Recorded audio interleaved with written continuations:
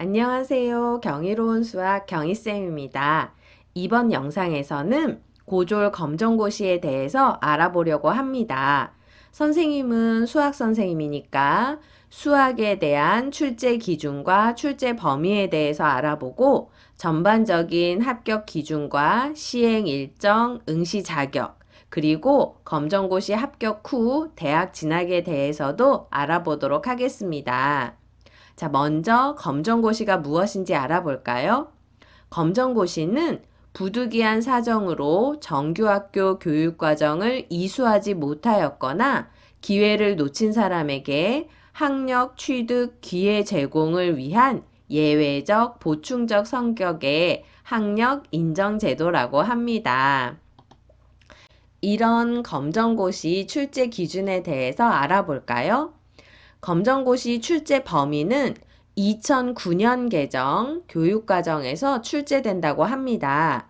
이것은 2020년에 치러지는 검정고시까지고 2021년부터는 2015년 개정 교육과정에서 출제된다고 합니다.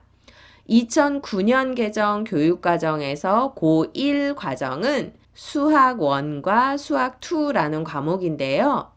수학 1과 수학 2 전체 범위에서 골고루 출제되고 있습니다. 난이도는 대체로 기본 지식을 중심으로 출제하되 기출문항의 유형 및 난이도를 고려해서 출제한다고 합니다. 문항 형식은 객관식, 사지, 택 1형으로 보기에 나와 있는 1, 2, 3, 4 중에 맞는 것 하나를 고르는 문제입니다. 수학 같은 경우에는 20문항이고 한 문항당 배점은 5점입니다. 자, 그럼 이런 검정고시의 합격 기준은 먼저 검정고시는 필수 6과목과 선택 과목 1과목을 포함해서 7과목을 치르게 되는데요. 각 과목을 100점 만점으로 해서 평균 60점 이상이면 합격하게 됩니다. 그러니까 100점 맞은 과목도 있고 10점 맞은 과목이 있다 하더라도 평균이 60점만 넘으면 합격할 수 있다라는 뜻이 됩니다.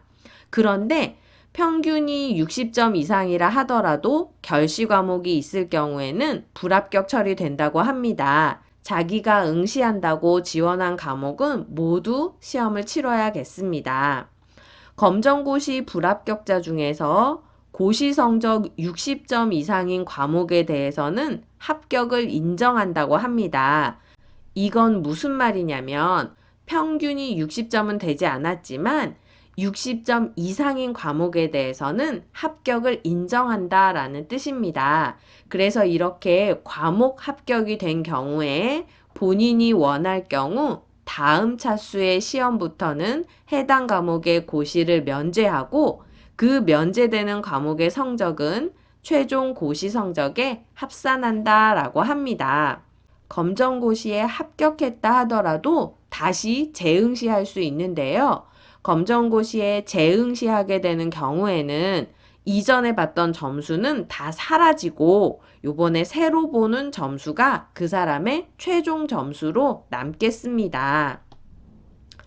검정고시는 1년에 2번 치러집니다.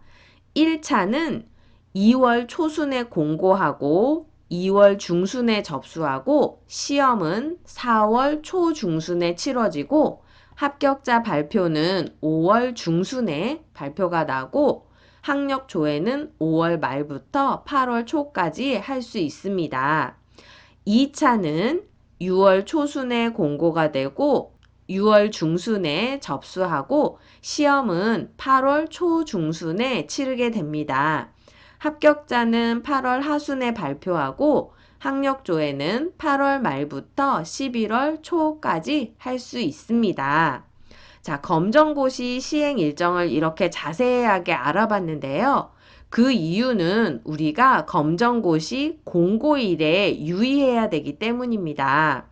검정고시 공고일에 유의해야 되는 이유는 검정고시 응시 자격이 퇴학일로부터 공고일까지의 기간이 6개월 이상이 되지 않는 사람은 고졸 검정고시에 응시할 수 없기 때문입니다. 지금 여기 1차 시험의 공고일이 2월 초순인데요. 올해 2학기에 자퇴한 사람은 이 2월 초순까지 6개월이 되지 않으면 시험을 치를 수 없겠죠. 자, 그런데 언제까지 자퇴한 사람은 1차 시험을 볼 수 있나요? 라는 정확한 날짜는 선생님도 잘 모르겠습니다. 그것은 그때그때 해당 교육청에 문의해야 될 것 같습니다. 어쨌든 이렇게 유예 기간을 두는 이유는 정규 교육과정을 무시하고 검정고시를 대학 입시 수단으로 사용하는 것을 막기 위해서라고 합니다.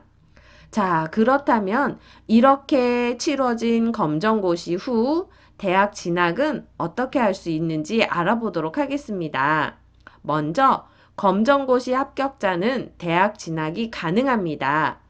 국내 대학에 진학 시 고졸 검정고시 합격생의 합격 점수는 내신 성적으로 환산됩니다.